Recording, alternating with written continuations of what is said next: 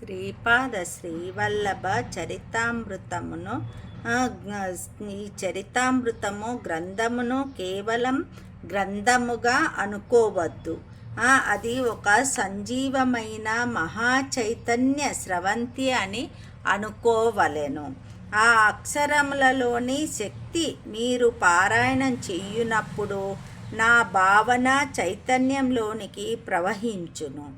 నాతో మీరు మీకు తెలియకుండగానే భావ సంపర్కము కలిగియుండుట వలన ధర్మబద్ధమైన మీ కోరికలన్నయూ నా కృప వలన మీకు తీరుచుండును. ఈ గ్రంథరాజము మీ పూజా మందిరమున భద్రపరచబడినను శుభప్రద స్పందనలను కలిగించుచుండును.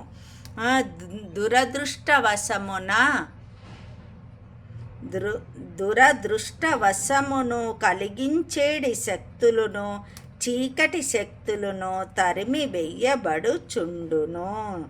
తెలిసి గాని తెలియక గాని శ్రీపాద శ్రీవల్లభ చరితామృతమును నిందించువారి విమర్శించువారి అనేక జన్మముల పుణ్యఫలములను ధర్మదేవతలు దఫాదఫలుగా తీసుకొని పోయి యోగ్యులైన పేదవారికి పంచుచుందురు.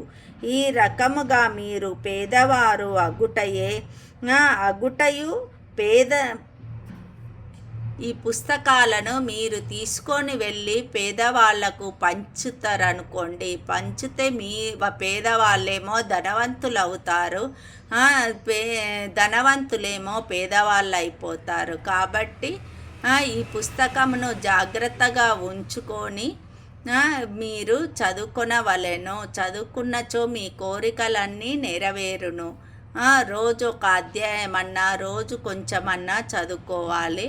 ఇంట్లో పుస్తకంని పెట్టుకొని దేవుడు మందిరంలో పెట్టుకొని పూజించినచో మీరు అనుకున్న అన్ని కోరికలు నెరవేరుతాయి అని శ్రీపాదుల వారు చెప్పారు. అందుకే పుస్తకమును నిందించుతారనుకోండి, ఎవరన్నా ఈ పుస్తకమును నిందించితే వాళ్లకు ఉన్న కోరికలు కానీ అన్నీ కూడా తీరకుండా పోతాయి, దరిద్రులైపోతారు.